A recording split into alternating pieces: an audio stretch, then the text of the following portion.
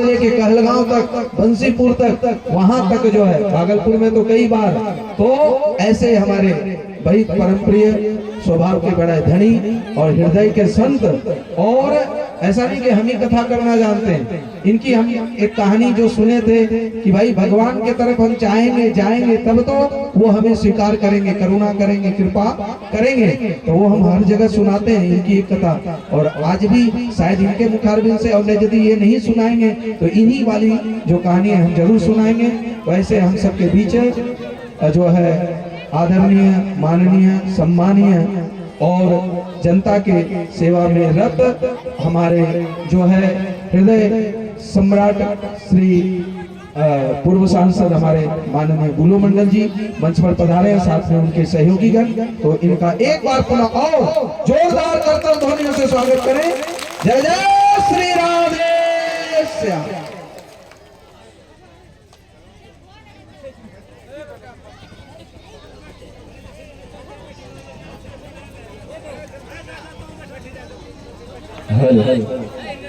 चौकी को थोड़ा इधर लगा दीजिए, मेरे राइट हैंड साइड से इधर लगा दीजिए, थोड़ा सामने आने जाने का रास्ता भी रह जाएगा, झांकी भी लग जाएगी इसमें। वहीं बैठना है, अच्छा नहीं लगता तो ऐसे सिंपल रहेगा। जगह है ना यहाँ पर, तो प्लीज थोड़ा सा इधर कर लीजिए। हाँ, अब माननीय सांसद श्री बुलो मंडल जी बाबा का मालार्पण करेंगे। तो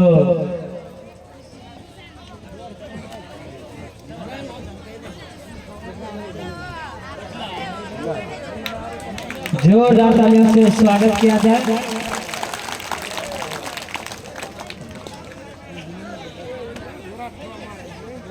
अब हमारे महाराज जी माननीय सांसद बुलो मंडल जी का मालार्पण कर रहे हैं। जोरदार तालियों से स्वागत किया जाए और ऐसी ताली बजाइए कि इस बार माला पहने तो फिर 2024 में आने वाले समय में माला और ज्यादा से ज्यादा पहने। बोल दे प्रेम से हरे लाल की। अब माननीय सांसद श्री बुलो मंडल जी के इस्माइलपुर प्रखंड के पूर्व प्रमुख श्री गुलचरण मंडल जी मालार्पण करेंगे। जोरदार तालियों से स्वागत किया जाए।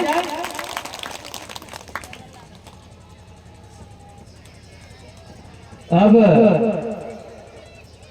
वार्ड सदस्य जो कि बिनोवा के श्री जदर मंडल जी मुखिया जी का मालार्पण करेंगे।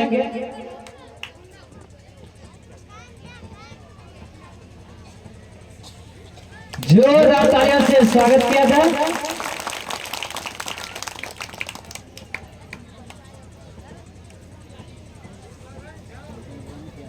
अब पूर्व बिनोवा के पूर्व वार्ड सदस्य श्री कपिलदेव मंडल जी लत्तीपुर के मुखिया विजय यादव जी का मालार्पण करेंगे। जोरदार तालियों से स्वागत किया जाए।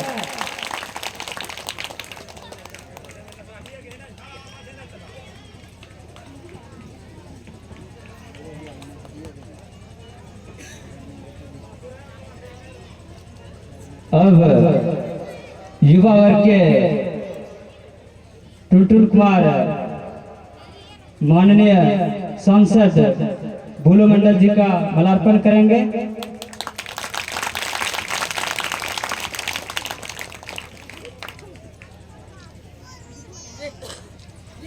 अब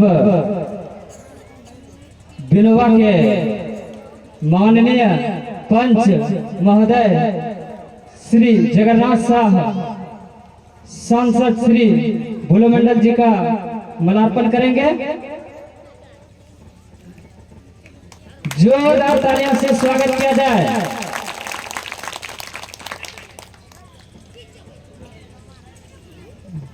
अब माननीय श्री बुलो मंडल जी से मैं चाहूंगा कि आप कथा के संदर्भ में रखते हुए अपने शब्दों से संबोधित करें।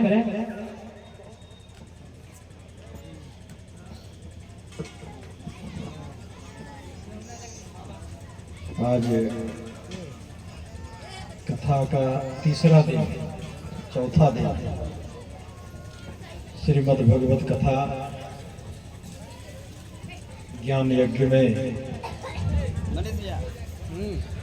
पधारे हुए हम लोगों के गुरुजन जो लगातार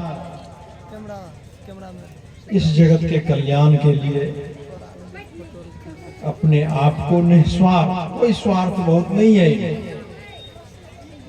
निस्वार्थ जो है इस जगत के कल्याण के लिए दूर दूर तक और लगातार, हमें नहीं लगता है कि एक दिन भी हम लोगों के आचार्य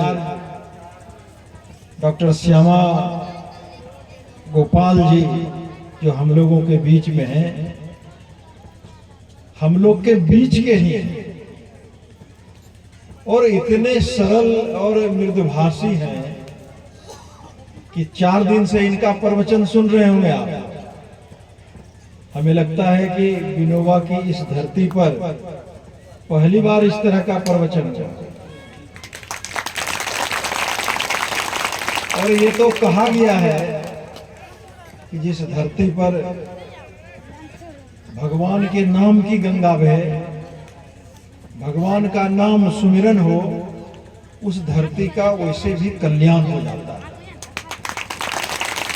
तो निश्चय ही इसके आयोजक मंडल को, जिन्होंने इसे आयोजित किया है, मैं अपने तरफ से उन्हें बहुत साधुवाद देता हूँ, बहुत बधाई देता हूँ उन्हें कि आपने भी अपने समाज के कल्याण के लिए, इस जगत के कल्याण के लिए आपने इस तरह के कार्यक्रम का आयोजन किया है। कठिनाइयां होती है, परेशानियां होती है, लेकिन इस सब के बावजूद भी समाज में इस तरह का कार्यक्रम, भागवत कथा का हो, रामचरितमानस कथा का हो, ये सब कार्यक्रम होते रहना चाहिए। उससे बच्चों पर अलग प्रभाव पड़ता है, उससे जो हमारे बुजुर्ग भी हैं, युवा भी हैं, उस पर भी एक अलग प्रभाव पड़ता है। अगर आप इस सत्संग में, खास करके हम लोगों के जो श्यामा गोपाल जी महाराज आचार्य आए हुए हैं, इनकी बातों को सुनकर अगर थोड़ा सा भी जीवन में अगर उतार लें तो हमें लगता है कि जीवन पूरी तरह से धन्य हो जाएगा। आपका बच्चा भी रास्ता पकड़ लेगा, आपका परिवार भी निश्चित रूप से आगे बढ़ने का काम करेगा। तो बहुत ही धन धान्य है यह विनोबा की धरती आज, जो इस तरह के महापुरुषों को बुलाकर, इस तरह के संत महात्मा को बुलाकर आपने इस तरह के कार्यक्रम का आयोजन किया है। और भारी संख्या में आज यहाँ पर हमारी माताएं, बहनें भी और हमारे अभिभावक भी, हमारे युवा साथी भी, सभी आके इस प्रवचन को सुनने का काम कर रहे हैं, जो अमृत वाणी से अमृत वर्षा करने का काम कर रहे हैं हमारे आचार्य श्री श्यामानंद गोपाल जी। निश्चय ही उनको सुनकर अपने जीवन में उतारने का प्रयास करिए, क्योंकि ये तो कहावत है कि आपको पेट में दर्द है, डॉक्टर साहब देखते हैं, दवाई देते हैं, दवाई जब तक आप खाइएगा नहीं तो वो काम करेगा, जेब में रखने से काम करेगा। तो उसको खाते हैं तब ना माथा का दर्द ठीक होता है। तो 7 दिन, 8 दिन, 10 दिन तक जो प्रवचन आप सुनिएगा, उसको वहीं पे छोड़ दीजिएगा, कोई काम नहीं करेगा। इतना खर्च, इतना मेहनत सब बेकार हो जाएगा। तो उसको जीवन में जरूर उतारने का प्रयास करें।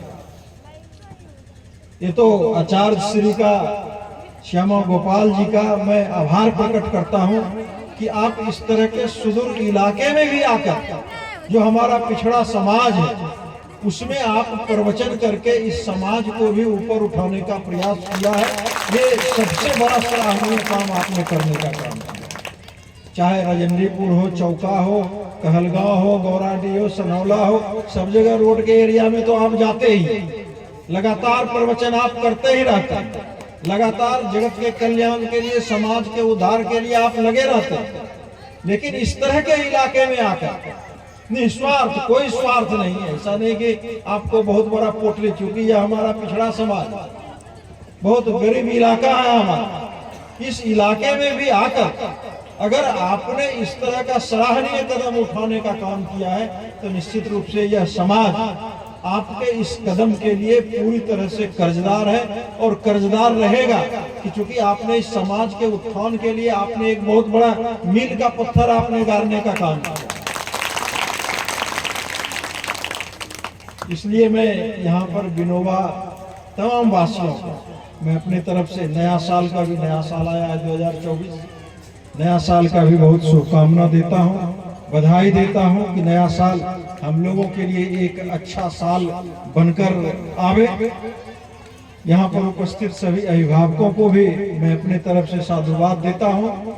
साथ ही यह जो प्रवचन हो रहा है आप भी सुन रहे हैं, संजोग से आपने हमें भी बुलाने का काम किया, मैं भी सुना, आपकी बातों को समझने का काम किया। मुख्य रूप से बाबा कहते हैं, हमारे डॉक्टर आचार्य श्यामा गोपाल जी महाराज कहते हैं कि हम हो या आप, सब आदमी क्यों आए हैं सुनने के लिए इस प्रवचन को। कहीं न कहीं सब आदमी सुख शांति समृद्धि चाहता है अपने जीवन में, कि नहीं चाहता। यहाँ जो आए हैं आप तो इसीलिए ना आए हैं कि हम भी सुखी रहें। बाबा बताएंगे कि कैसे सुखी रहें, कैसे हमारा जीवन आगे बढ़े बढ़िया से, इसीलिए हम लोग यहाँ पर आए। लेकिन बाबा कहते हैं कि जीवन में सुख और दुख दोनों लगा रहा है। हर आदमी के जीवन में, कोई भी आप हो, हम हो, या दुनिया का बहुत बड़ा जो आदमी है वो भी है, सबके जीवन में सुख और दुख दोनों लगा रहा है। जैसे 24 घंटा में दिन और रात दोनों होता है कि नहीं होता, तो उसी तरह से जीवन में सुख दुख दोनों लगा रहा है। इतने बड़े परसाल में हमें लगता है कि 1000 की संख्या में होंगे आप लोग।